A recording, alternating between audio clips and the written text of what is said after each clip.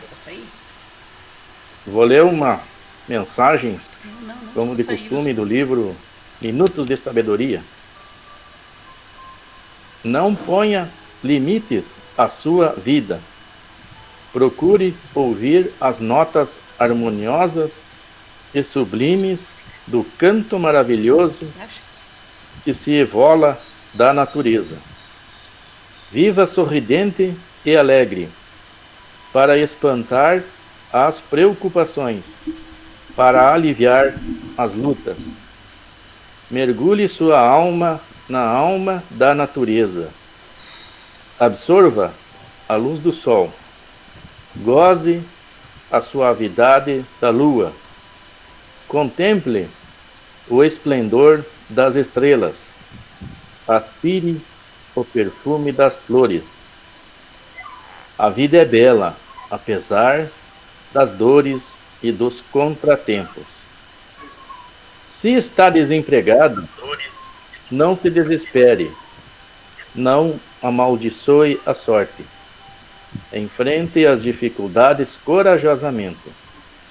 Não pense em abandonar a vida. Não seja covarde, você pode vencer. Você vai vencer. Não recuse trabalho pelo fato de ser modesto. O grande Ford começou a vida como simples mecânico. Tenha coragem, porque o Pai não abandona ninguém. Então, com essa mensagem sempre benéfica para a nossa vida, com certeza uma revelação mediúnica através do autor Pastorino, elevemos o nosso coração a Deus e a Jesus, nosso Mestre amado, para que todos os lares dos componentes do grupo recebam essa energia de paz e de amor, e que possamos aurir em nossa alma essas luzes que vêm do alto, para nos tornarmos cada vez mais caminhantes nessa estrada sinalizada pelo Mestre Jesus, pelo Mestre amado, que trouxe esta orientação e esses ensinamentos através do seu Evangelho, um bálsamo para as nossas vidas, que nos auxilia na conquista da felicidade plena e no pleno desenvolvimento das potências da nossa alma. Que possamos nos tornar pessoas mais amorosas, mais caridosas, mais fraternas para com os nossos irmãos. E assim podemos colaborar nesta transformação que a humanidade precisa urgentemente para poder atingir um patamar de vibração mais elevado, em que possa trazer benefícios a todos nós. Com esse pensamento, com essas rogativas, desejando um encontro produtivo, harmônico e fraterno, damos por aberto o nosso encontro de estudo na tarde de hoje. Que assim seja. Então, o pessoal que tem o livro aí, já se localizaram a página, e o pessoal que está no texto online também já se localizou? Celoni, já se localizou? Sim. Faz favor então, Celoni, de iniciar a leitura para nós. Tá bem. Roteiro 5, a candeia. Objetivos: interpretar a parábola da candeia, Lucas 11, 33 a 36, à luz da doutrina espírita. Ideias principais: é de causar admiração, diga Jesus, que a luz não deve ser colocada debaixo do alqueire, quando ele próprio constantemente oculta o sentido de suas palavras sob o véu da alegoria, que nem todos podem compreender. Ele se explica dizendo a seus apóstolos: Falo-lhes por parábolas, porque não estão em condições de compreender as certas coisas. Eles veem, olham, ouvem, mas não entendem.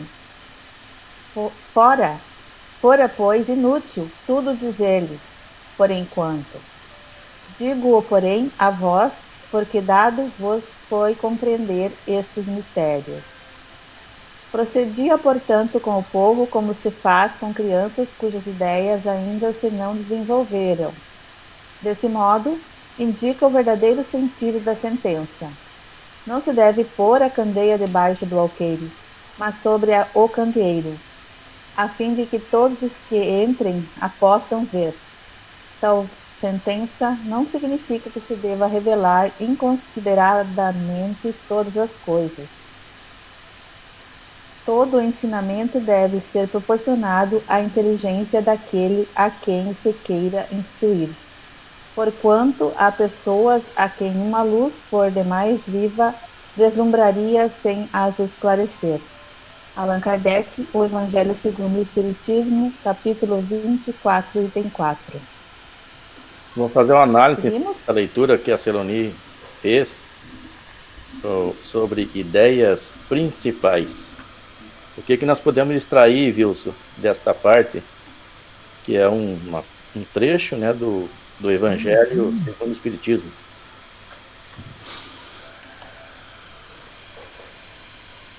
Bom, o comentário diz que causa estranheza Jesus dizer que não se deve colocar a luz debaixo do alqueire, ou a candeia embaixo do alqueire. Porque Jesus, com essas palavras, está dizendo que não se deve esconder o que se conhece, aquilo que se sabe. E no decorrer dessa análise, eles observam que Jesus mesmo muitas coisas não falava abertamente. Ele utilizava-se de parábolas. Mas a própria análise feita no decorrer do texto nos traz a ideia de que Jesus não pretendia esconder das pessoas, através das parábolas, o conhecimento, mas sim revelar-lhes o que era necessário. Aquilo que era necessário que as pessoas aprendessem, que eram as questões morais, isso ficou claro. Amar a Deus sobre todas as coisas e ao próximo como a si mesmo. Ele disse que resumia toda a lei dos profetas. As outras questões ele não deixou claramente expostas pela sua palavra, em razão de que as pessoas não teriam condições de compreender. Aos discípulos, no particular, ele falava, mas para o público geral ele utilizava parábolas, tanto que isso até surpreendia os seus apóstolos. Por que eles falam por parábolas, diziam eles? E é porque eles vendo não veem, ouvindo não ouvem, ou não entendem. Isso foi reservado para um momento adequado em que a população da Terra mais desenvolvida pudesse entender. E isso já é um momento desde há mais de 150 anos, quando o Espiritismo veio trazer a nova revelação, a terceira revelação, como Consolador que Jesus prometeu, revivendo, como nós dissemos no último encontro, aquilo que nós havíamos esquecido e trazendo coisas novas. Mas mesmo o Espiritismo, nós vamos ver nesse estudo, não traz tudo assim sobre o conhecimento, porque o conhecimento é infinito, é só o que nós já temos condições de entender. E ainda assim o nosso entendimento é muitíssimo limitado. A gente pensa que entende alguma coisa, mas não entende. Inclusive o texto diz mais adiante que não se pode ensinar física a alguém que está entrando no colégio para aprender a soletrar. Da mesma forma, não se pode ensinar para os espíritos encarnados ou desencarnados certa ciência, certos conhecimentos que não lhes aclararia as ideias, mas deslumbraria. Muito bem. Geni, o que acontece com a pessoa que recebe excesso de luzes nos olhos? Praticamente ela não vai ver nada. Depende do tipo de luz também, né, César? Fisicamente falando, essa luz física aí. ela Ela fica, atrapalha muito, ela fica ofuscada, né, Geni? com E certeza. não consegue ver nada. É, E aí a luz, embarca todo embaralhado. e a luz espiritual, ela tem o mesmo efeito. Por isso é que Jesus, ele ocultava certas coisas e colocava assim uma ensinava através de parábolas certas verdades para que não ofuscasse a mente daquelas pessoas daquele tempo, que elas não tinham a capacidade que nós temos hoje, né, Sim. de entender e de assimilar essas verdades. E se Jesus viesse hoje, provavelmente ele teria um ensinamento tão profundo como a doutrina espírita está nos transmitindo, né? Com Nós estamos certeza. aprendendo através da doutrina espírita. Então a luz, ele direcionava essa luz para aqueles que pouco entendiam, uma luz mais fraca, mais branda, mais suave. E para aqueles que entendiam mais, uma luz mais forte. E tem o caso dos apóstolos, né? Apóstolos significa enviados. É uma palavra de origem grega, né? Então, aqueles enviados que foram enviados para serem seguidores diretos de Jesus. Eles recebiam, com certeza, algo mais intenso, um ensinamento mais profundo, porque já eram almas preparadas, né? E mesmo assim eles apresentavam certa dificuldade. Aí nós Conforme o conseguimos... desenvolvimento da pessoa, a capacidade dela é a força da luz que ela vai receber, né? Exatamente, é. E a doutrina espírita, ela tem essa característica também, né? Ela serve para todo mundo. Para aquela pessoa que tem um pouco menos de conhecimento, a doutrina espírita, ela traz ensinamentos muito importantes para aquela pessoa. E para aquela outra que tem um pouco mais de conhecimento também. Nós temos médicos aí, né, na doutrina espírita, cientistas, teólogos, temos teólogos dentro da doutrina espírita, que conseguem entender a doutrina também, do mesmo modo daquelas pessoas que não possuem tanta escolaridade. Ela vem para todo mundo.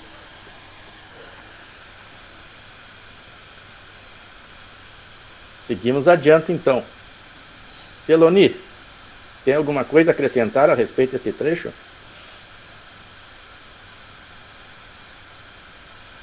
Eu acho que já foi dito tudo, né, sobre que foi lido recém, mas nós vamos falar mais, discorrer mais sobre esse assunto, né.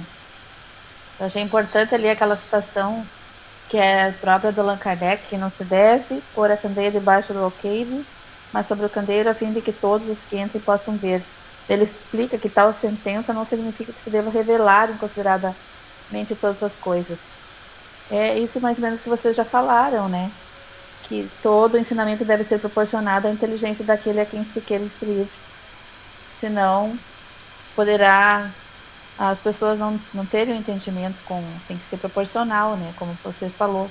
Não podemos falar para as criancinhas que ainda estão aprendendo a escrever alguma coisa, uma equação, né?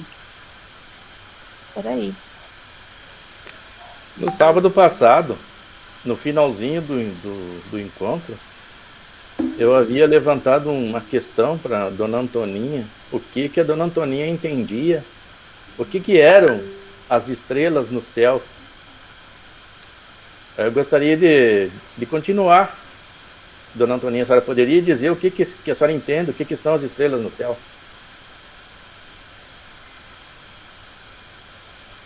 Está fechado o microfone.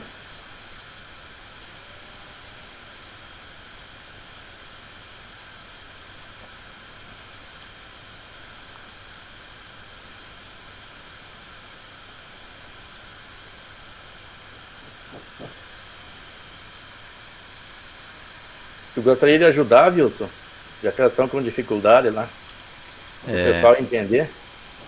A tua pergunta é o que são as estrelas no céu, fisicamente falando? Fisicamente falando, conforme a ciência. Sim, conforme a ciência, e não há mais dúvida quanto a isso, cada estrela, não ponto luminoso, porque tem alguns aqui no nosso sistema solar, por exemplo, que são pontos luminosos, que são planetas, né? Mas cada estrela é um sol. E cada sol tem um séquito de planetas, assim como o nosso. E como nós temos aprendendo em Espiritismo, Deus não fez nada inútil. Os planetas todos têm sua finalidade. Alguns, como a Terra, têm espíritos encarnados em corpos orgânicos semelhantes ao nosso, em condições ambientais semelhantes à nossa, mas a maioria não. A maioria são corpos em condições ambientais diferentes, que nós ainda não conhecemos, ou alguns apenas para espíritos não encarnados. Eles usam como bivaques, como um lugar de parada temporária, ou até mesmo de algum ambiente permanente, conforme o grau dos espíritos. Isso a gente aprende lá também no Livro dos Espíritos. Mas o fato é que na Via Láctea, por exemplo, hoje se calcula em 200 bilhões de astros ou estrelas. O que é uma Via Láctea, Júlio? Via Láctea é uma constelação, é um lugar onde existe um aglomerado de estrelas ou de sóis, numa órbita sobre um centro, semelhante ao que acontece com o sistema solar, que nós aqui temos os planetas e o Sol ao centro. E cada Sol e cada estrela com seus planetas formam um aglomerado que é a Via Láctea, a galáxia.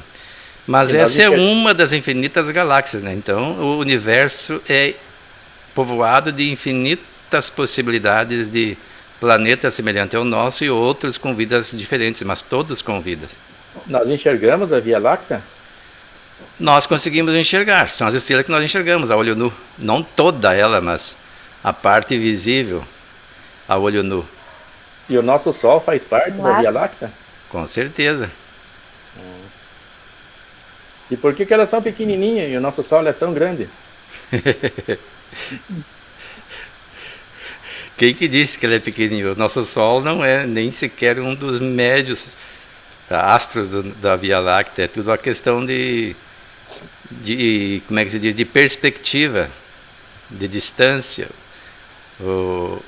A Lua, por exemplo, parece grande perto do Sol, mas ela é menor que a Terra, ela é um satélite do nosso planeta, ela é bem pequenininha. Então tudo é questão de perspectiva. Então existem bilhões de estrelas, de sóis na Via Láctea e bilhões de vias, de constelações também no universo infinito. Isso o visível, o conhecido, né? E me diga uma coisa, por que tem planetas que brilham também, que a gente confunde com estrela, se eles não têm luz própria como a Terra? É que eles refletem a luz do Sol, assim como a Lua reflete a luz do Sol. A pessoa pode ser induzida a acreditar que a Lua tem luz própria. Não, ela reflete a luz do Sol.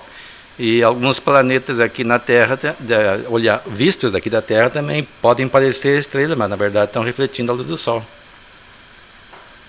O que seria a estrela d'alva, a chamada estrela d'alva, o que ela seria? Ela é um planeta, só não me lembro o nome agora. É o planeta Vênus, né? Que aparece, não me lembro se é no amanhecer ou no entardecer. Planeta mais próximo. E Londres, tu consegue entender essas informações aí?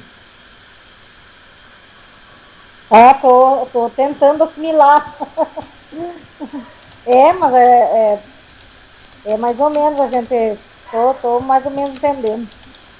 Então, por isso que a doutrina espírita nos ensina que existe uma multidões, né, de mundos habitados. É esses mundos que estão em roda desse planeta, desses sóis, né, dessas estrelas.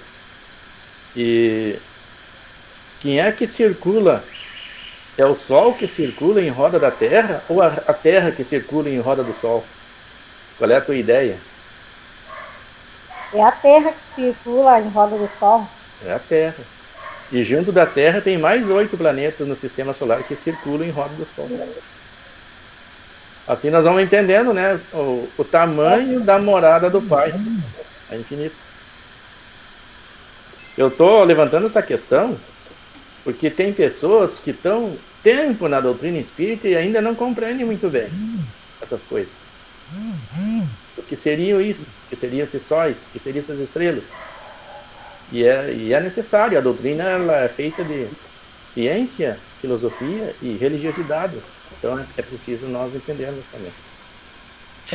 Para quem tem um conhecimento mínimo dessas questões, parecem perguntas infantis, mas eu me recordo que uma vez eu fui pescar na década de 80 em Passo Fundo com um amigo meu, e de noite eu fiz um comentário sobre as estrelas. Para minha surpresa, ele não entendia nada, não tinha nem a mínima noção do que eram as estrelas. Eu fiquei pensando, mas como é que pode? O cara, em teste, tinha o mesmo nível de cultura que eu. Estudávamos em colégios ao mesmo tempo, né, em níveis iguais, mas tem gente que parece que não foca, não se preocupa em saber essas informações que se obtém pela curiosidade e estudando o que a ciência publica. Tem revistas especializadas, naquela época eram revistas, né, e livros. Hoje tem tudo na internet.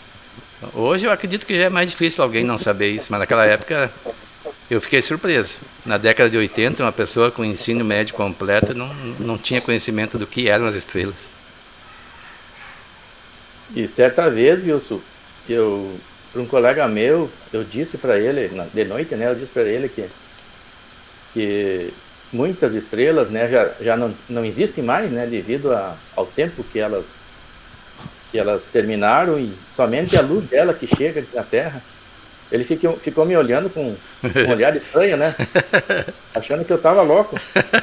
Passou anos, eu encontrei ele me disse, pois eu achei numa revista lá aquela informação que tu me deu, e é assim mesmo. O céu, às vezes, é uma ilusão de ótica. Né? O próprio Sol, a gente não está vendo o Sol no presente. A gente está vendo a luz que partiu de lá há mais de 8 minutos. Se o Sol explodisse agora, nós só íamos saber da sua explosão pela luz daqui a 8 minutos. Então nós vamos entendendo assim porque Jesus, certas coisas ele ocultou. A mente das pessoas, há 2000 anos atrás, não podiam compreender. E hoje em dia ainda nós temos, né, certa dificuldade de compreender certas coisas. É verdade. Claudilane e Paulo, boa tarde. Como é que estão vocês? Boa tarde. Boa tarde, pessoal. Desculpa o atraso. Deu um problema de relógio aí hoje. Então vamos adiante. Celoni, segue na leitura, faça favor. Tá bem, deixa eu só localizar aqui. Subsídios, então. Nós estamos na Candeia, tá, Claudilane? Na página de subsídios. Página 159, no livro online. Número 1. Texto evangélico. E ninguém acendendo uma candeia a põe em oculto, nem debaixo do alqueire, mas no velador, para que os que entram vejam a luz. A candeia do corpo é o olho. Sendo, pois, o teu olho simples, também todo o teu corpo será luminoso. Mas se for mau, também todo o teu corpo será tenebroso. Vê, pois, que a luz que em ti há não sejam trevas. Se, pois, todo o teu corpo é luminoso, não tende em trevas parte alguma, todo será luminoso, como quando a candeia te ilumina, deve ser, com o seu resplendor. Lucas 11, 33 a 36. Parábola da candeia. Eu acho que a palavra é alumia mesmo. Alumia, como alumia. Quando a candeia te alumia com o seu resplendor.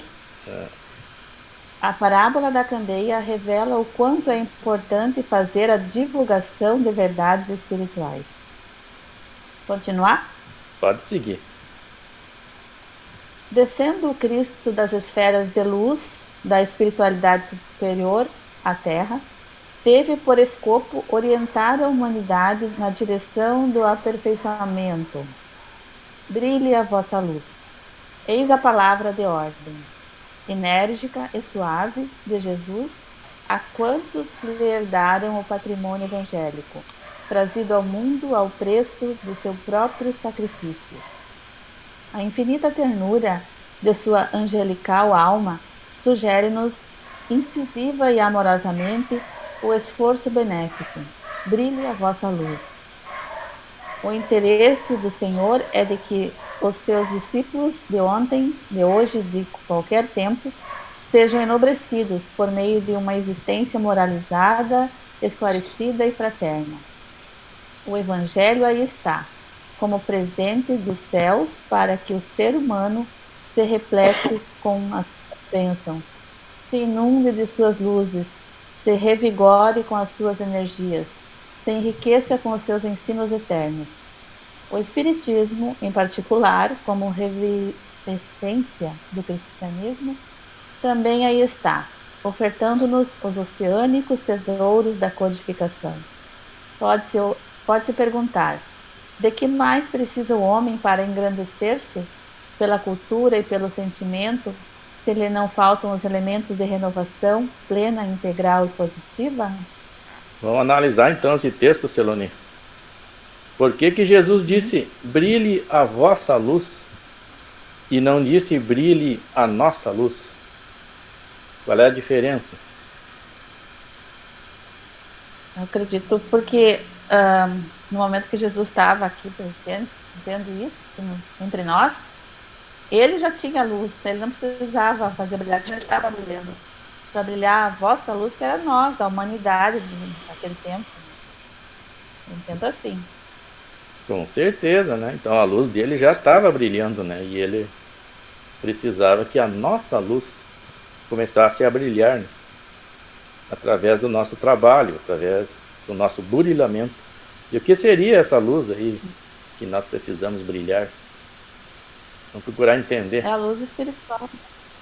A luz interior de nós, como diz ali, que sejamos pessoas que brilhem, que façam o bem, que sejam harmoniosos, fraternos, como eram os ensinamentos de Cristo. Luzeiros, espíritos luzeiros teremos que ser, um dia chegaremos lá, né? Sim. Elonde gostaria de ajudar. O que seria essa luz interior, essa luz espiritual?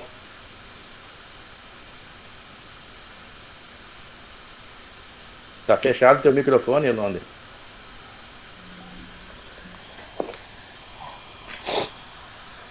Seriam daí a luz interior, seria o nosso... A pessoa ter luz, assim, ter o entendimento, assim, o amor, as coisas as virtudes que a pessoa vão assimilando, né? Vão desenvolvendo. Isso são as virtudes, né? As virtudes que o ser humano precisa desenvolver. Esta é a luz interior, Desenvolvendo. luz espiritual. E o que é uma virtude, né? Vamos analisar então. Qual é a virtude da lâmpada? Gostaria de responder, Elonde? A virtude da lâmpada seria clarear, né? Seria iluminar. Iluminar. Né? E se a lâmpada está queimada ou a conexão de fio está rompida, o que acontece? Ela não ilumina, né? Não tem claridade. Então é uma lâmpada desvirtuada. Então a virtude do ser humano, o ser humano foi criado para isso, para desenvolver virtudes, né? Então quando a gente não desenvolve as virtudes, essa que você falou, do amor, da caridade, da tolerância, da paciência, da fraternidade, todas essas virtudes que muitas vezes a gente chama de luzes interiores. Quando o ser humano não desenvolve isso, ele é um ser humano desvirtuado. Ele alimenta em demasia as imperfeições.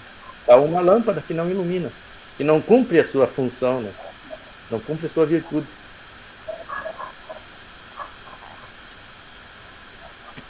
Eloni, vamos prosseguir? Sim. A palavra alqueire, citada no texto, é antiga medida de capacidade, 13,8 litros para cereais e 8 litros para óleo e líquido.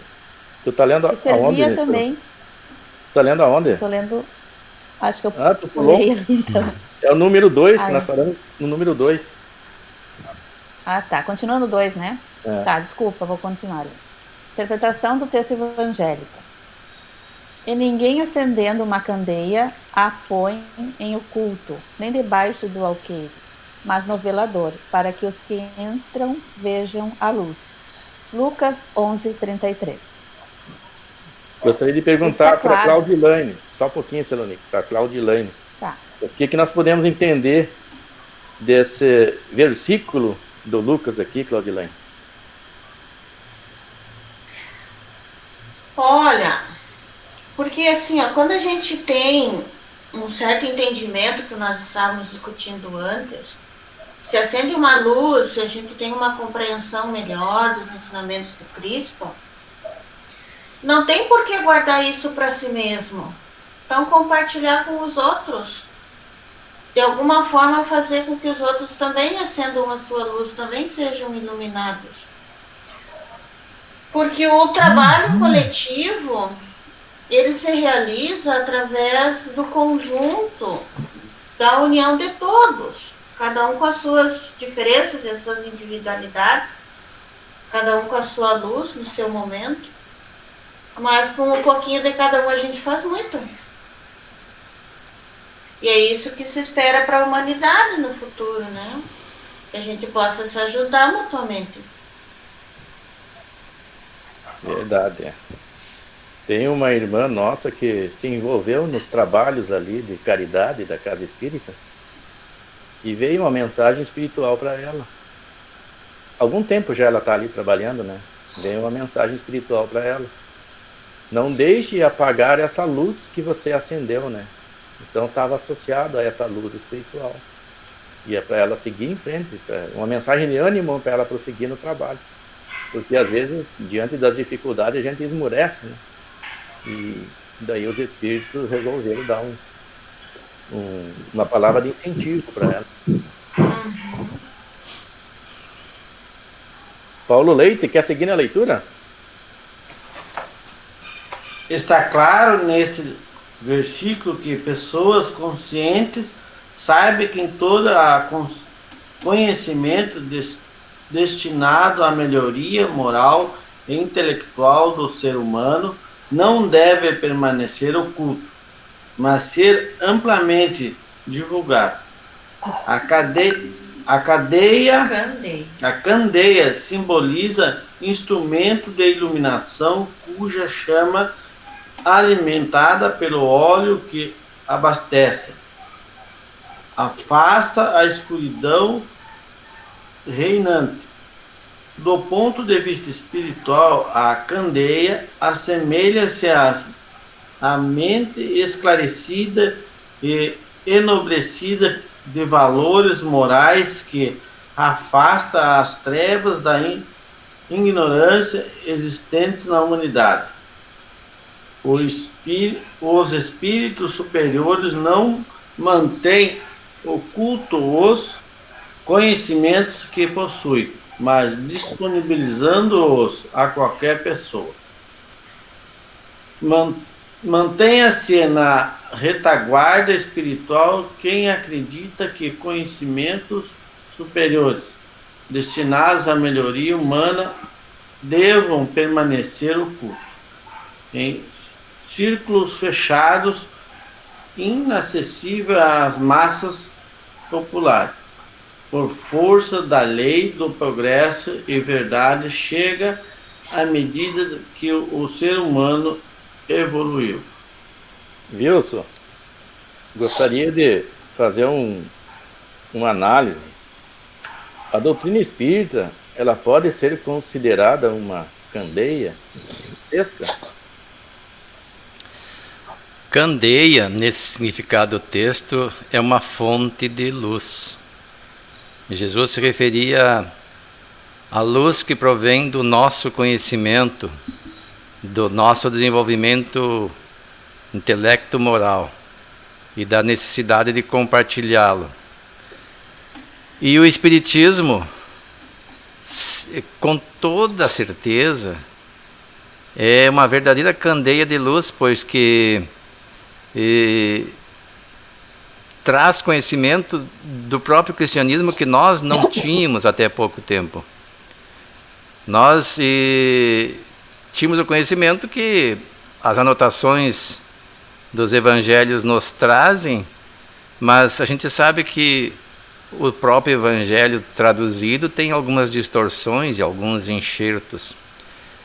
Além do que era mal explicado para nós, se não sonegadas certas informações. E o Espiritismo vem trazer isso de maneira mais clara, dando-nos uma ideia mais aproximada do que Jesus quis dizer, a mais aproximada possível nos momentos atuais. E nesse sentido é, sem dúvida, uma candeia a iluminar todas as mentes que se aproximam do Espiritismo, que têm informação do que ele divulga. E a sua penetração é tão grande que não fica apenas dentro dos círculos do movimento espírita. Pessoas fora têm conhecimento, embora não pleno, mas utilizam essas informações que recebem em criações literárias, em filmes, em novelas. E isso faz com que quem está de fora do movimento, aos poucos, comece a assimilar essas ideias. Nós temos algumas novelas que falavam sobre vida depois da morte. Temos um filme chamado Amor Além da Vida também, que é bastante ilustrativo. Mas, claro, frisando, não são obras espíritas, são com ideias espíritas. O que mais se aproxima das obras espíritas mesmo, que foi baseado numa obra espírita, é Nosso Lar, um filme brasileiro que conta a história de André Luiz. Mas isso tudo é uma fonte de luz inimaginável para as mentes das pessoas, para que elas comecem a entender de fato o sentido da vida, as razões, os porquês de tantas disparidades das pessoas que estão na Terra, porque uns têm mais inteligência, outros menos, uns são mais saudáveis, outros menos, uns têm mais dinheiro, outros quase não têm. Então tudo isso o Espiritismo nos favorece o entendimento e nos consola, porque ele nos revela que tudo que aí está é passageiro e que nós estamos colhendo os frutos de um plantio que já fizemos, se não nessa encarnação, noutra encarnação. Mas segundo o Evangelho, segundo o Espiritismo, a maioria dos males que nos atinge tem origem nas ações que nós praticamos nesta encarnação. Basta fazer uma análise. Então o Espiritismo é talvez a maior candeia do momento, depois do próprio cristianismo. Muito bem. Geni, Oi. nós temos a informação de que existe a primeira revelação de Deus ao mundo, ao homem, que seria Moisés. Dá para considerar Moisés, essa primeira revelação, como uma candeia? E qual, assim, a medida dessa luz que Moisés nos trouxe? No meu ponto de vista, sim, César. Porque Moisés, ele é um dos, como é que se diz, um ser enviado de Deus, né? E a luz própria que ele tem, que ele passa, ele dá mostra muitos caminhos escuros que às vezes acontece na vida das pessoas, os espíritas, nós espíritas, porque eu, César, eu me sinto ainda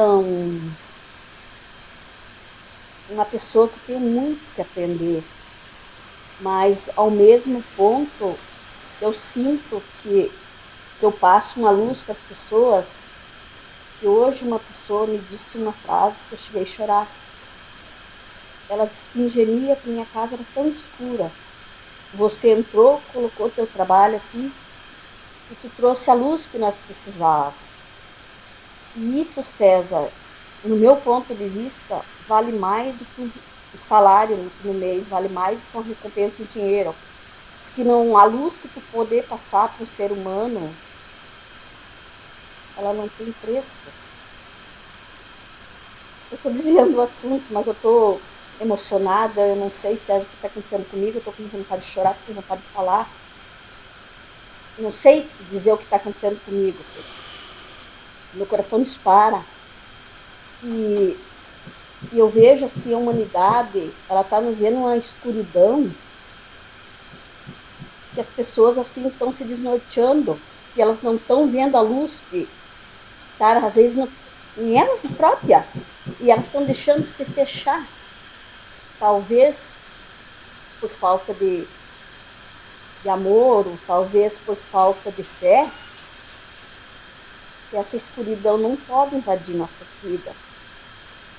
Nós temos muita luz para dar para as pessoas. E por mais pequeno que nós seja aqui na Terra, para certas pessoas nós somos muito grande de luz, de espírito. E quando chega uma pessoa, hoje chegou uma criança aqui na minha casa, e ela chegou e disse assim, tia, eu preciso de R$2 para comprar, ajudar a comprar uma mapa para minha maninha. A senhora compra um pé de alface? César, é tão lindo tu ver isso que emociona a gente. Uma criança, ela podia estar roubando, ela podia estar aprontando. Aquela luz na tua frente, mostrando o caminho do bem que tu pode seguir. Que às vezes uma pessoa de estudo, de vida na sociedade, e ela deixa esses pequenos detalhes para trás. Me desculpa se eu estou falando isso, César, nem sei porquê. Está dentro do assunto, Jenny. Tu chegou naquela casa e colocou a tua luz em cima do alqueire e iluminou toda a casa, e aquela pessoa percebeu isso, sentiu isso. Então, é isso aí, é esses ensinamentos que Jesus quer nos trazer com esta parábola. Que às vezes a gente não entende o porquê das coisas, mas o simples ato, às vezes, muda uma vida nessas. É, exato, né? Seloni, como é que era o mundo antes de Moisés escrever os seus livros, né, que os judeus chamam de Torá, que foi a base do judaísmo? Como era o mundo antes? Podemos considerar esse advento como uma iluminação que chegou à Terra? Acho que sim, porque o mundo na Idade Antiga, que era o tempo de Moisés, era politeísta, as pessoas acreditavam em vários deuses, adoravam os deuses, faziam ofertas, e o único povo que era monoteísta era o povo de Abraão, que depois veio Moisés nascer junto desse povo, e com certeza ele veio para esclarecer e dar o caminho para todos do povo monoteísta, né? Ele é um precursor da doutrina espírita, um precursor de Jesus também, né? A gente sabe, quando a gente estuda o espiritismo, e ele veio trazer a luz, que mais tarde Jesus também veio e para complementar o espiritismo. E essa intensidade de luz que Moisés trouxe, por exemplo, dentro de suas leis sociais, havia a lei de olho por olho, dente por dente. Como é que nós podemos encarar esses ensinamentos? É que naquele tempo, para chegar até o entendimento das pessoas, né, o povo era muito rude, as pessoas ainda estavam engatinhando no seu aprendizado de amor, de Deus, do experimento que depois Jesus veio nos dar sobre o cristianismo, sobre a evangelização mesmo de Jesus. Então, devido ao povo ser muito grosseiro, muito violento, ainda precisava de umas leis mais, digamos assim, severas, né? Que hoje em dia não cabe mais esse tipo de leis. No Brasil, a gente já tem umas leis muito mais melhoradas do que essa. Olho por olho, dente por dente, para as pessoas sentirem na pele que não poderiam fazer mal para o outro, né? Essa lei, assim, mesmo parecendo severa para nós, né, para aquele tempo era um avanço. É uma iluminação que veio aquelas trevas obscuras que existia antes de Moisés, né? E com o passar do tempo, veio o segundo advento, que é a segunda revelação que o próprio Jesus trouxe, né? Então, mais luzes vieram ao mundo. Então, Isso aí é só para nós compreender que essa candeia ela vai iluminando, né? Iluminando cada vez mais. Na segunda revelação de Deus veio Jesus e iluminou ainda mais aquelas luzes que Moisés trouxe. Então Moisés não poderia trazer as luzes que Jesus trouxe 1250 anos depois, porque senão o povo não ia entender a lei do perdão, a lei do amor, né? Oferecer a outra face naquele tempo de Moisés não tinha como eles assimilarem isso. E veio a terceira revelação, que é a doutrina espírita. E próprio Cristo disse, né, que o Consolador prometido iria trazer mais ensinamentos que ele não pôde dizer naquele tempo. Então as luzes aumentaram ainda mais, agora com o advento do Espiritismo. Então a gente pode compreender que de tempos em tempos essa candeia, ela amplia as suas luzes, e para que todos possam, né, usufruir dessas verdades, né, que transformam a alma, transformam o espírito. Algum questionamento, pessoal, até agora? Alguma dúvida que o pessoal gostaria de relatar? Essa lei de olho por olho não foi criada por Moisés, ele copiou, né? Ela veio da Mesopotâmia.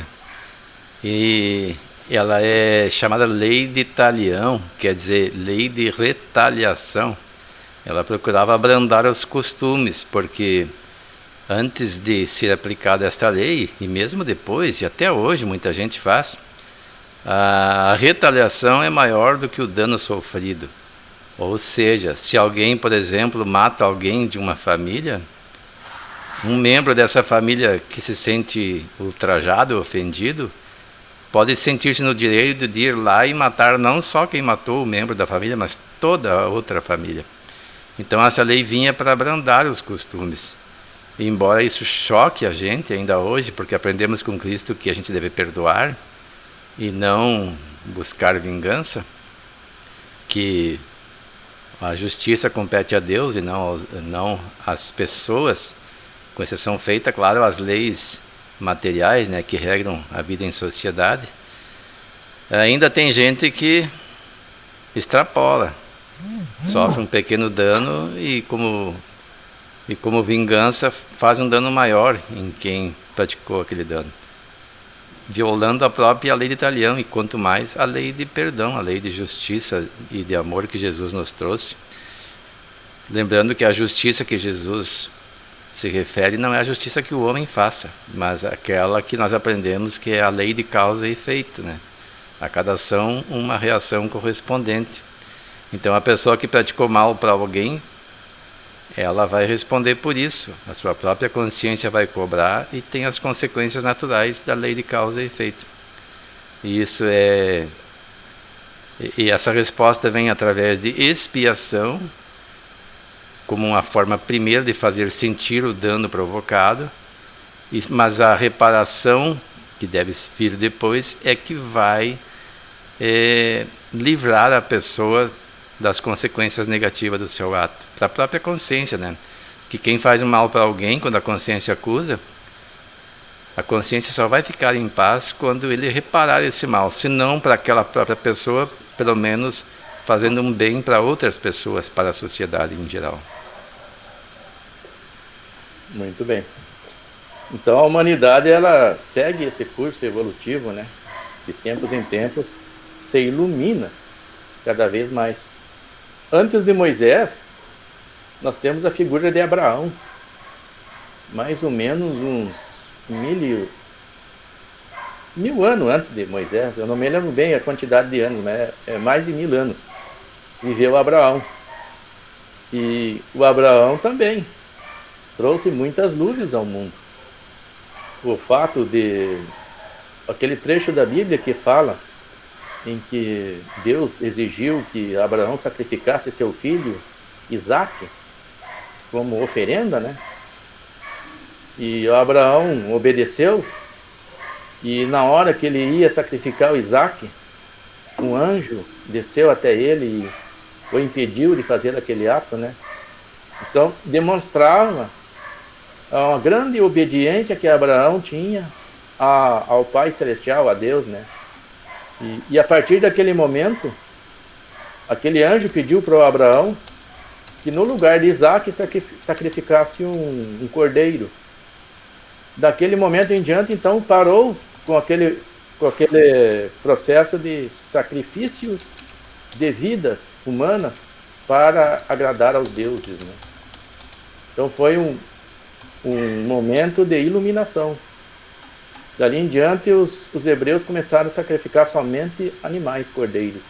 E, chegando no tempo de Jesus, até isso, ele trouxe novos ensinamentos, né, para que não era necessário isso, que o necessário é nós sacrificarmos as nossas imperfeições da alma, né? Essas sim que devem ser sacrificadas, não os animais, não através de rituais que nós iríamos conseguir esse processo de autoiluminação. Vamos seguir então na leitura. Wilson, quer seguir na leitura para nós? Deixa eu ver se eu me localizo onde é que foi parado. No terceiro parágrafo da página 59. 1, 2, 3.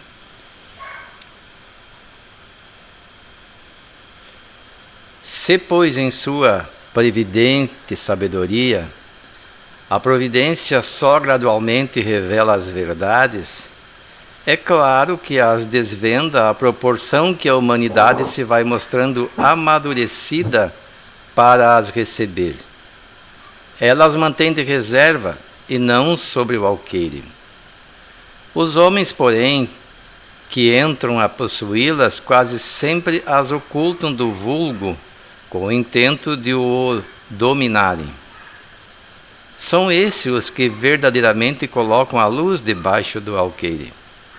Não podem existir mistérios absolutos, e Jesus está com a razão quando diz que nada há secreto que não venha a ser conhecido. Tudo o que se acha oculto será descoberto um dia, e o que o homem ainda não pode compreender lhe será sucessivamente desvendado em mundos mais adiantados, quando se houver purificado. Aqui na Terra, ele ainda se encontra em pleno nevoeiro. A palavra alqueire, citada no texto, é a antiga medida de capacidade, 13,8 litros para cereais e 8 litros para óleos e líquidos, que servia também para guardar a reserva de óleo destinada a abastecer a candeia.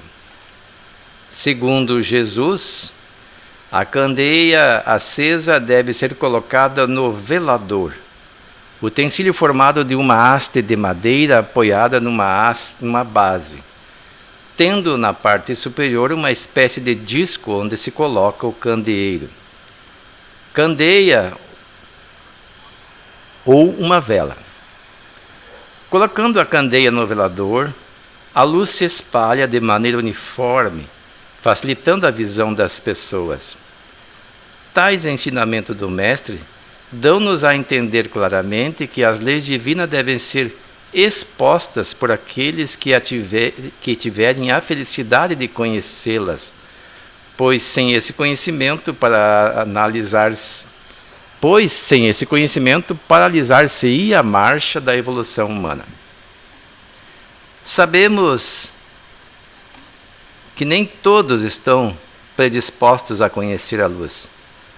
Por isso, quem mais sabe ou quem mais possui valores morais deve com naturalidade irradiar pensamentos, palavras, ações, atitudes e gestos que atinjam os circunstantes de modo agradável e edificante, como chama abençoada.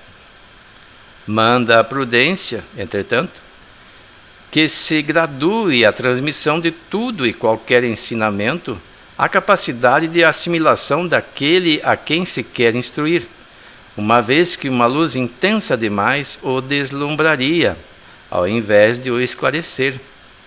Cada ideia nova, cada progresso, tem que vir na época conveniente. Seria uma insensatez pregar elevados códigos morais a quem ainda se encontrasse em estado de selvageria, tanto quanto querer ministrar regras de álgebra a quem mal dominasse a tabuada. Eu acho que por aqui nós já podemos fazer uma análise, né? Muito bem, exato. Pode fazer aí uma análise para nós, Wilson, que tu conseguiu absorver. Vamos lá, vamos então ver do começo da leitura que eu fiz aqui. Ali diz que em sua previdente sabedoria, a providência só gradualmente revela as verdades. Há pouco foi falado aqui lá de Abraão, de Moisés, depois de Jesus, do Espiritismo, como uma sucessão de processos reveladores. Porque essa verdade que Jesus vinha trazer naquele tempo e que o Espiritismo traz hoje, ainda ela é parcial, ela não é total. E Jesus nos conclama a colocar a candeia no velador, não embaixo do alqueire, que era aquele instrumento de medida, né? E imagina assim, quem emborcava o instrumento e botava uma lâmpada embaixo, seria um absurdo acender uma lâmpada e cobri-la, esconder a luz. Em outras palavras, ele estava alertando para que as pessoas não se instruíssem e escondessem o aprendizado. E por muito tempo, pessoas ligadas às religiões fizeram isso. Tinham conhecimento, mas reservavam para si. Utilizavam esse conhecimento para dominar as massas. Ainda hoje tem pessoas que assim procedem. Alguns até tiveram a ousadia de enxertar textos no próprio Evangelho e no próprio transcrição ou tradução do que nós chamamos de Antigo Testamento, para que certas verdades não venham a público. Existe uma luta ferrenha de muitas religiões para combater a ideia da reencarnação. Eu não sei qual é o problema deles com a reencarnação. Eles preferem a ideia de que a pessoa viva uma única vez na Terra e ao morrer, nós chamamos de desencarnar, para eles não existe desencarnar, existe morrer, vai estar selada a sua sorte. Se agiu bem, vai para o paraíso, e se agiu mal, vai para o inferno, das penalidades eternas. Por que eles preferem isso? Será que eles acham que eles estão agindo 100% do que manda o Evangelho de Jesus? Não sei como é que funciona a consciência deles. E quem acredita piamente no que eles dizem, ou tem uma fé cega de que basta acreditar em Jesus para ser salvo, e desconhece de que Jesus mesmo disse que a cada um segundo suas obras, e ignoram o fato de que ninguém na Terra, exceção feita aos espíritos missionários, e que são raros, consegue vivenciar o Evangelho de Jesus na sua plenitude. Todos nós temos nossos momentos de fraqueza. E se o paraíso, um lugar esse que idealizam, onde as pessoas vivem em beatitude permanente, sem fazer nada, só contemplando a face de Deus, imagine que marasmo seria isso. Lá não haveria lugar para imperfeição nenhuma, porque a mínima imperfeição já deixaria de ser um paraíso. Imagine um lugar assim, aqui é o paraíso, vamos botar só as pessoas que são santas, que não cometem nenhum delito. O primeiro sentimento de inveja ou de desarmonia já deixava de ser um paraíso. E eles preferem acreditar nessas fantasias a ver a realidade que é a bênção da reencarnação, que o Espiritismo veio trazer para nós, que Jesus já trouxe. Jesus já disse que não se pode ver o reino de Deus sem nascer de novo. Isso ele revelou e as pessoas parece que não entenderam. E outra vez ele disse assim, que quando perguntaram, quem dizem que eu sou? Uns dizem que é Elias, outros que João Batista. Como é que ele podia ser Elias ou João Batista? A não ser que ele fosse Elias reencarnado ou João Batista também, embora. E daí ele diz que de fato o Elias já tinha voltado e fizeram com ele tudo o que quiseram. E aí eles entenderam que era de João Batista que ele falava. Ali está explícita a reencarnação. E o Espiritismo vem aprofundar essa questão. Então, essas revelações são graduais, mas o Espiritismo, na sua origem, também não revelou tudo. Se nós formos olhar as obras básicas, certas informações que vêm agora com as obras da psicografia de Chico Xavier não eram reveladas. Mais de 100 anos depois, começaram a ser trazidas a público. Inclusive, quando André Luiz trouxe a ideia de organização no plano espiritual, como as regiões das colônias espirituais, como nosso lar, houve uma certa resistência mesmo dentro do movimento espírita. Porque até então, mesmo com as informações espíritas, a ideia do mundo espiritual era muito abstrata. Não podia ser semelhante à da Terra. E hoje nós entendemos que são muito semelhantes, sim. Que, na verdade, a Terra é uma cópia imperfeita do que lá existe. A organização que existe lá é muito maior que a nossa e nós copiamos. Estamos longe de chegar ao nível em que se encontram essas regiões que eu digo, são as colônias espirituais, os lugares de espíritos mais elevados que trabalham em benefício dos demais espíritos, não as regiões umbralinas. Lá existem situações que a gente não pode nem imaginar como é que seja. Então, essas revelações são graduais. Aqui, e depois ele prossegue dizendo assim, sabemos que nem todos estão predispostos a acolher a luz.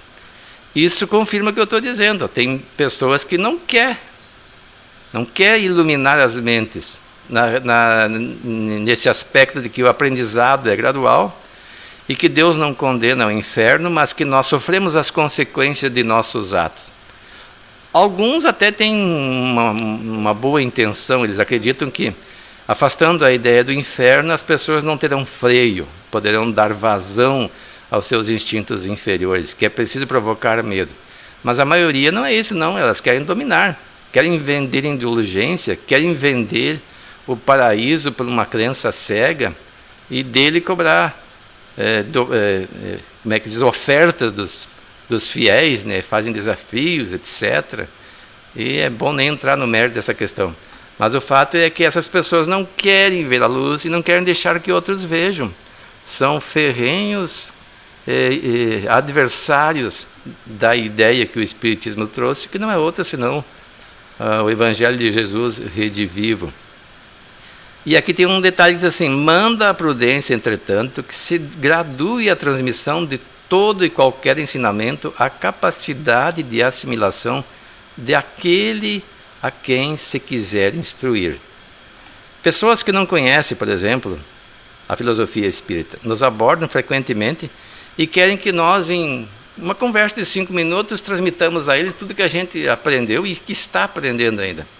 É impossível, é humanamente impossível, mesmo que a pessoa fosse uma capacidade extraordinária de compreensão e a outra de uma capacidade extraordinária de transmissão de forma resumida de um aprendizado de décadas, isso não seria possível. Então, nós temos que abordar os pontos principais e não tirar conclusões apressadas e não dar informações que são até descabidas, porque o objetivo do Espiritismo é consolar, é instruir. E tem muitas pessoas que vêm com sofrimentos e querem resposta para os seus sofrimentos. E uma pessoa desavisada pode querer trazer a ela a ideia de que ela é culpada pelo que está fazendo, sem prepará-la para este entendimento. Não, você está sofrendo isso por causa da lei de causa e efeito, por causa do karma, e você errou no passado. Isso é um fato, mas não é assim que traz uma revelação para uma pessoa.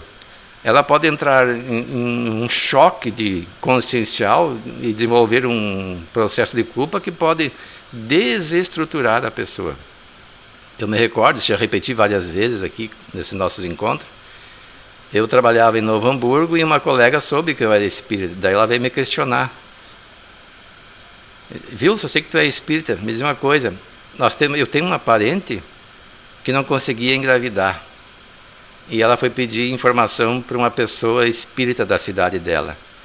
E a pessoa disse que ela não conseguia engravidar porque ela tinha cometido muitos abortos e outras encarnações. Eu digo, meu Deus do céu, como é que uma pessoa pode dizer uma coisa dessa? Em primeiro lugar, não tem nem como ela saber.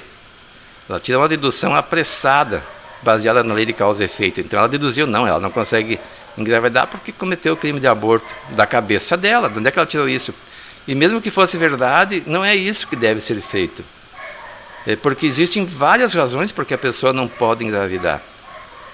E isso, nem mesmo a medicina pode aprofundar a questão até chegar a um ponto em que vai dizer assim, todo o conhecimento possível já está dado.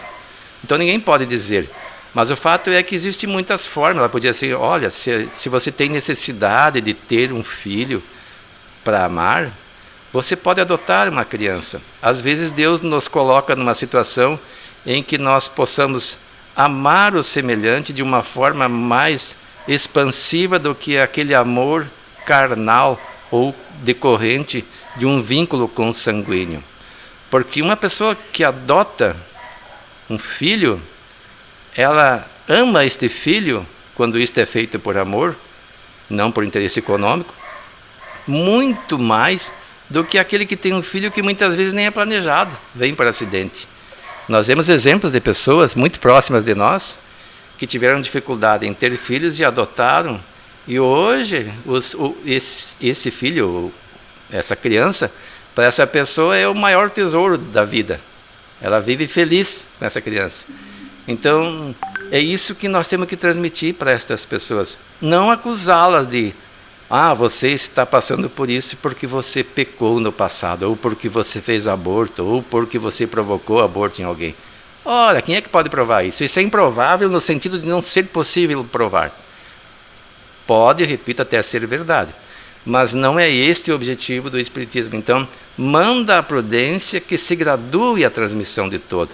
E convidar essa pessoa, se você quer ter mais conhecimento sobre as leis de causa e efeito, sobre o porquê dos sofrimentos, sobre o porquê das desditas ou da felicidade das pessoas, venha conhecer o Espiritismo. Entre num grupo de estudo, assista a palestra, leia as obras básicas, leia as obras suplementares. É esse o objetivo. E assim, aos poucos, a pessoa vai se instruir. Nós mesmos, eu em particular, li a primeira obra espírita, foi o Livro dos Espíritos. E ali tinha, eu vou dizer que todas as indagações que eu tinha a respeito dessas questões de céu e inferno, de juízo final, porquê do sofrimento, e o meu sentimento de incapacidade, porque eu tinha aquele raciocínio de cobrança extrema. Eu digo, não. Até me convidava, vai lá e te entrega para Jesus, que era um primeiro passo para ser batizado nas religiões que eu frequentava. Eu pensava, mas eu não vou conseguir fazer 100% o que diz o Evangelho.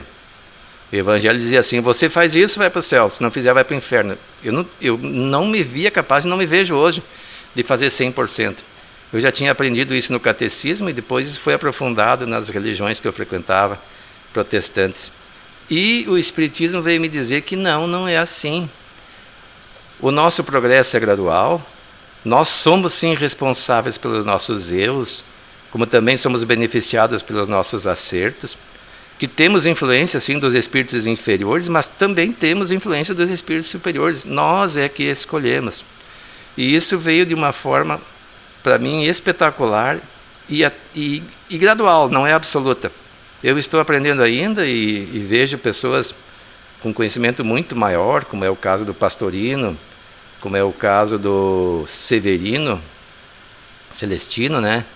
O Haroldo, são pessoas que dominam o grego, né? Conseguem ler lá alguns originais, ou pelo menos cópias mais próximas dos originais das obras que estão na Bíblia, e nos esclarece melhor a respeito de certas questões que até então a gente não tinha conhecimento. E o texto prossegue aqui dizendo que certas coisas nós não vamos saber aqui.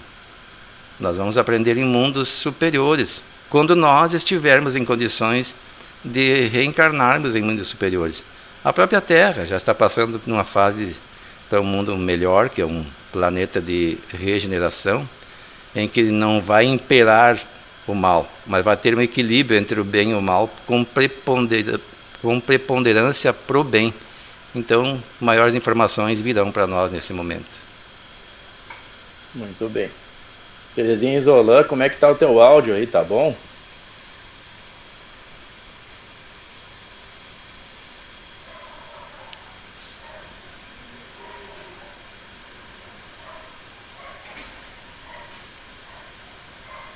Acho que não tá funcionando ainda, não.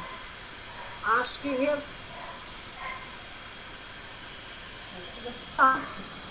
tá ainda. Não, Tá travando não ainda. ouvindo aí. Agora Não conseguimos tá ouvir. ouvindo, César? Conseguimos ouvir assim. Tá travando. Tá travando muito. Nossa. É.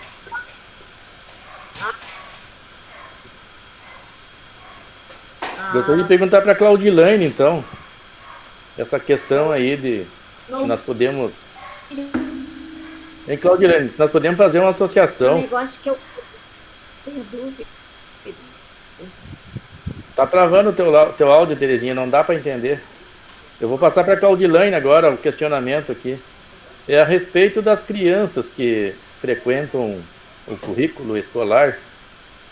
É possível nós transmitirmos os ensinamentos do 4º ano para o 1º ano? E por que não é possível? Não, de forma alguma, porque a criança não tem base. Se ela não sabe ler e nem escrever, como é que ela vai apreciar os conteúdos do 4º ano?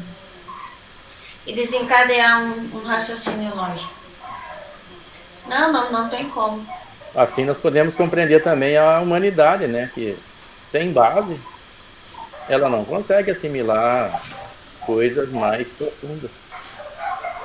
E nós ainda precisamos avançar muito. A gente pensa que tudo que tínhamos que aprender já veio para nós, né? Mas não, nós temos muito que aprender ainda.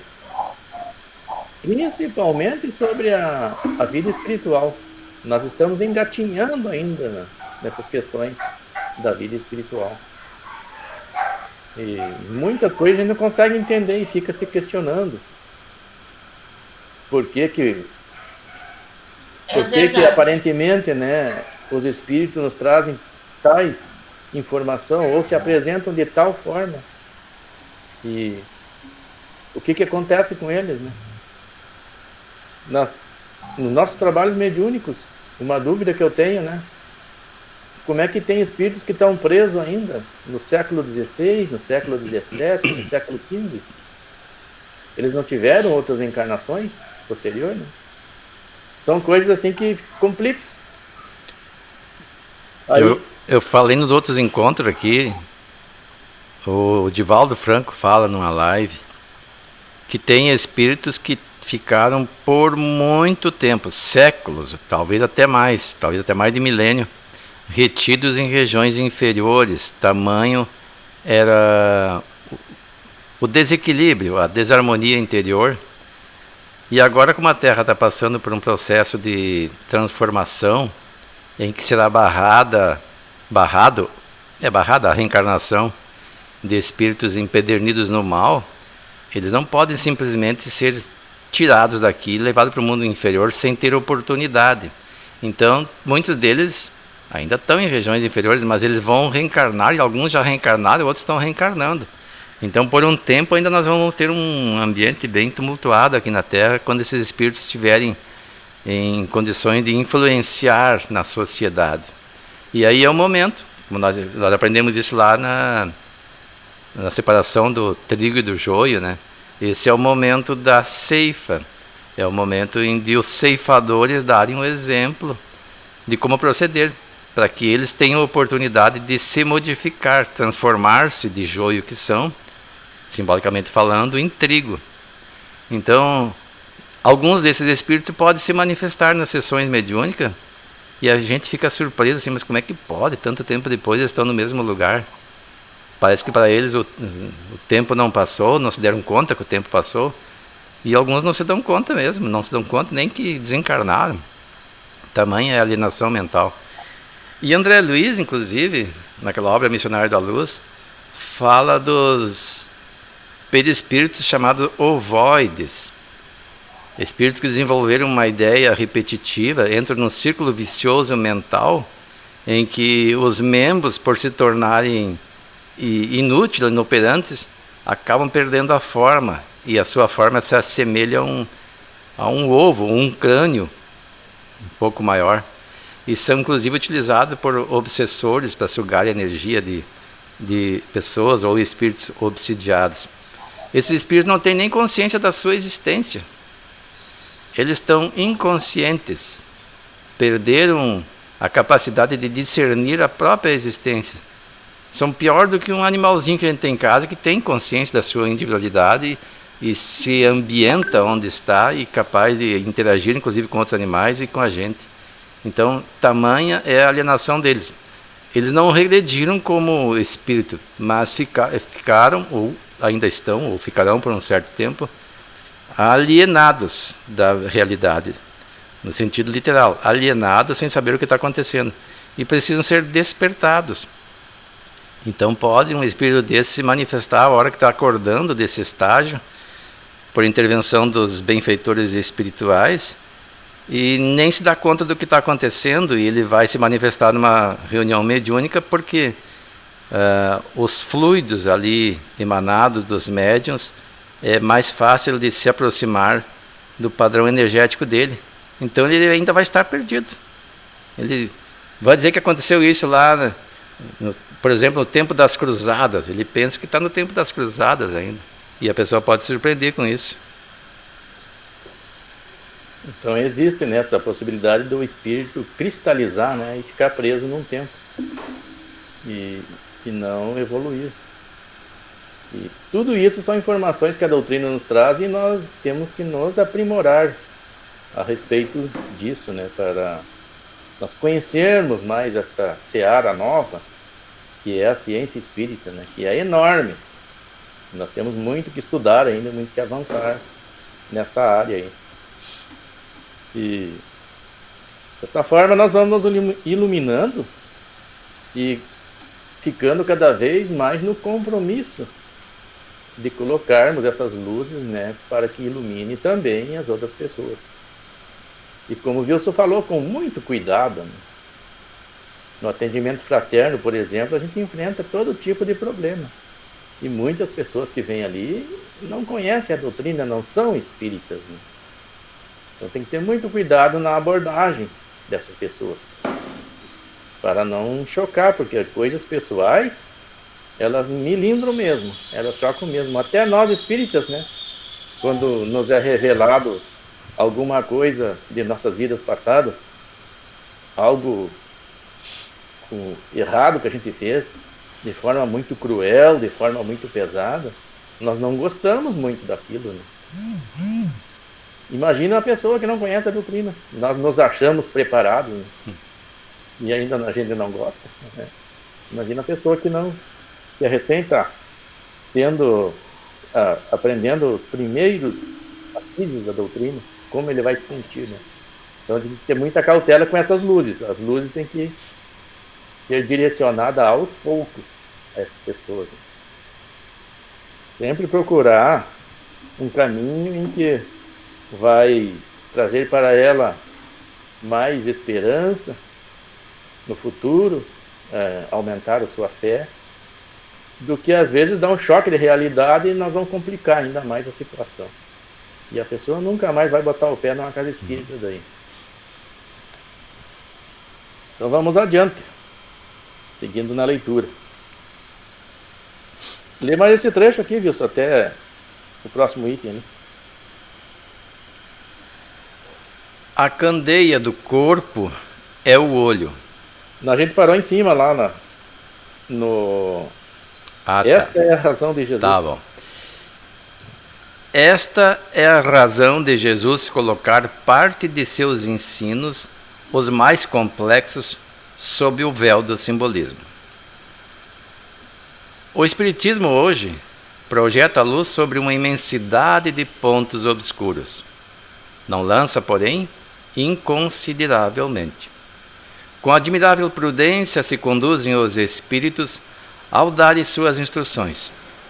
Só gradual e sucessivamente consideraram as diversas partes já conhecidas da doutrina, deixando as outras partes para serem reveladas à medida que se for tornando oportuno fazê-las sair da curiosidade, da obscuridade, melhor dizendo.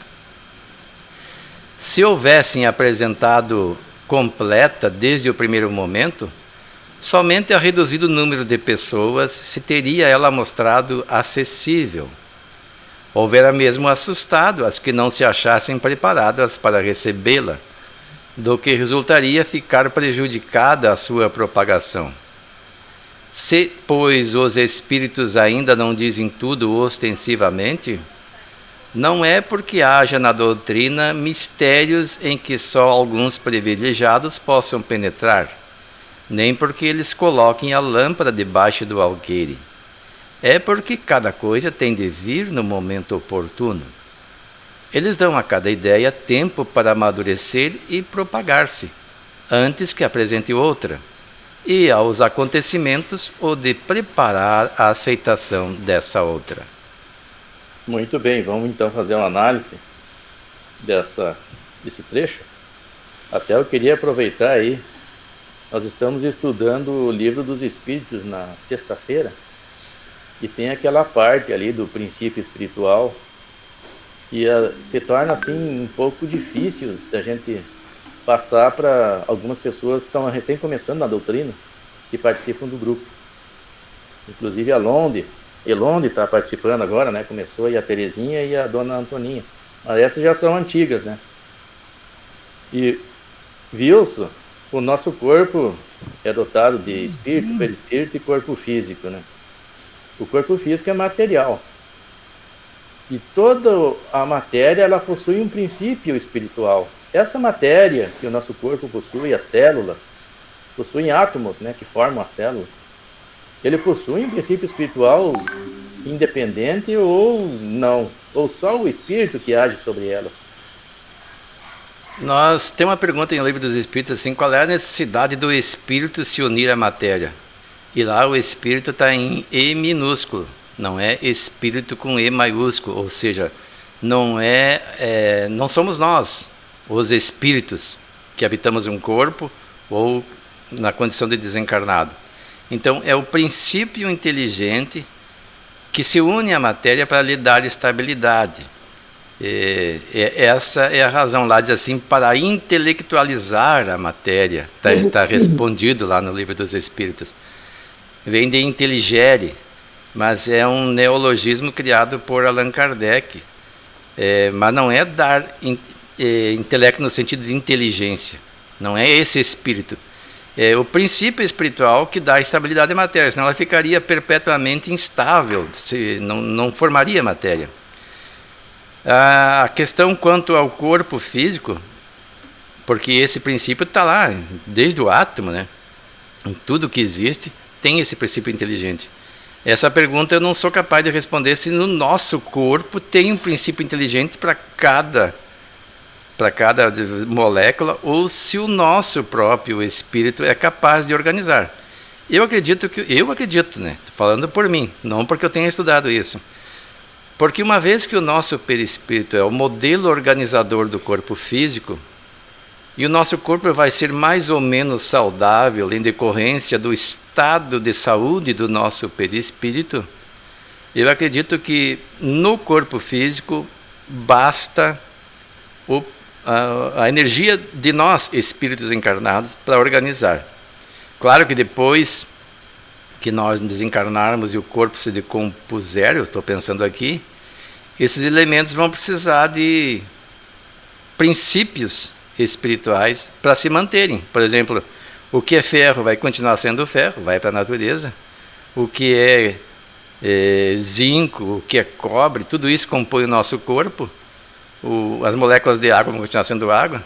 Aí eu não sou a pessoa capaz de responder isso, sou apenas fazendo uma análise de acordo com o que eu penso, de acordo com o que eu aprendi. Ou seja, nós sabemos que os átomos, tudo que existe, tem um princípio inteligente.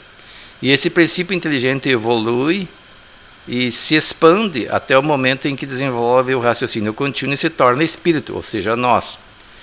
E nós, nesse momento, temos um perispírito, que é um corpo espiritual que nunca morre e que nos acompanha, e que sofre as influências dos nossos pensamentos e dos nossos atos. Ele vai ser mais ou menos saudável. E é o modelador do corpo físico. Só que o corpo físico, por outro lado, é composto desses elementos que tem lá um princípio inteligente.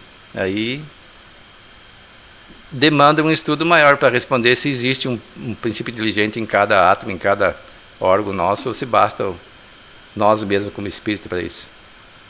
Pois é, eu me vi com dificuldade, daí eu não quis nem abordar o assunto, porque eu não ia saber explicar. Se basta, né, o espírito estar animando todas essas células, todas essas moléculas, ou cada átomo que compõe também possui um princípio espiritual. E são trilhões de células, né? Então, pois é. É um universo físico, né? Então, coisas que nós ainda precisamos, né, estudar mais para poder entender. As luzes da ciência que estão chegando para nós, né?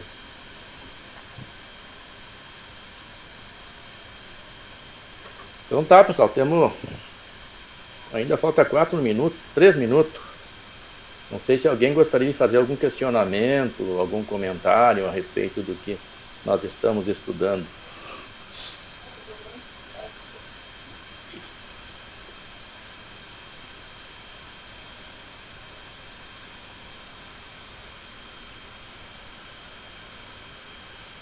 Como é que tu está entendendo, Geni, essa parte? Está entendendo bem?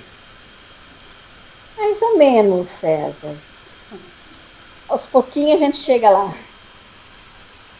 Com certeza, né, Geni? César, aqui, ó, no final dessa leitura que eu fiz, assim, eles, os espíritos, dão a cada ideia tempo para amadurecer e propagar-se, antes que apresente outra, e aos acontecimentos ou de preparar a aceitação dessa outra. Essa tua pergunta aí, eu não me lembro de ter lido em lugar nenhum a resposta a esse respeito. Talvez seja até interessante a gente formular essa pergunta às pessoas da federação, não sei também se eles vão poder responder para nós. Ou fazer uma pesquisa, ver se existe isso em algumas obras, nas revistas espíritas, por exemplo, que nas obras básicas eu nunca li. Exato, é. E os espíritos, eles codificaram a doutrina espírita, né? E deixaram verdadeiros códigos, né? Para nós decifrarmos com o passar do tempo. Assim como o texto bíblico. O Chico Xavier, ele fez uma abordagem da Bíblia como nela contendo códigos que deveriam ser estudados e desvendados. E as obras básicas também não fogem a esse princípio. Ela possui muitos códigos que devem ser estudados e devem ser analisados e desvendados, esses códigos. E as obras complementares e a própria ciência têm essa função, né, de trazer novas luzes em cima dessa corrente original que foi as obras básicas, né? E o Livro dos Espíritos, ele é dividido em 4 partes, né? E cada parte deu origem a um novo livro do próprio Allan Kardec. A primeira parte, ela deu origem ao livro A Gênese. A segunda parte deu origem ao livro dos Médiuns. A terceira parte deu origem ao livro Céu e Inferno. E a quarta parte acabou dando origem ao Evangelho segundo o Espiritismo. Todas elas, então, possuem essa ligação. E as obras do Chico Xavier também, todas elas têm uma ligação com essas obras básicas, originais. E é muito interessante, então, a gente estudar as obras do Chico Xavier. Só da linha evangélica, o Chico Xavier tem de 17 a 20 obras da linha evangélica, associada ao Evangelho segundo o Espiritismo. César, Tem uma obra aqui, o roteiro número 14, fala sobre o perispírito, que eu encontrei na internet. Aí diz assim: função organizadora. Sheila Ostrander e Lynn Schroeder foram que disseram isso, né? Nos últimos anos, inúmeros cientistas de muitos países têm pressuposto a existência de uma espécie de matriz, uma espécie de padrão organizador invisível inerente aos seres vivos. Com base nas investigações de vários pesquisadores, outro cientista, tomando de um glóbulo de protoplasma que deveria crescer no braço de um animal fetal, o colocaram no lugar da perna. Daí nasceu uma perna e não um braço, o que supõe mais uma vez um campo organizador. Ou seja, eles pegaram ali um glóbulo de protoplasma que deveria crescer no braço e não na perna. E colocaram na perna, ele nasceu uma perna. Então, o modelo organizador é o perispírito. Ele influencia na organização dos elementos que compõem o corpo. Claro que isso aqui não foi feito numa pessoa, foi feito num animal, mas o próprio animal também tem um modelo organizador. Vou ver se eu consigo compartilhar com vocês isso aqui. Não vai aparecer na minha gravação, mas vocês vão poder ver aí. Tá aqui. Acho que vai dar para ver aqui também.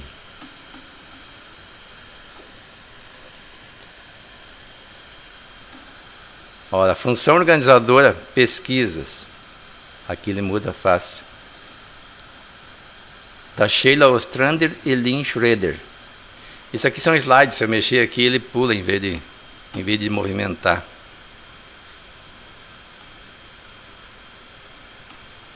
Então tá. Cabe a nós então nos aprofundarmos nesses estudos aí e absorvermos mais luzes para as nossas almas, né? A parte da inteligência do estudo são luzes que nós precisamos desenvolver. Gostaria de convidar a Geni para fazer a prece de encerramento dos trabalhos de hoje.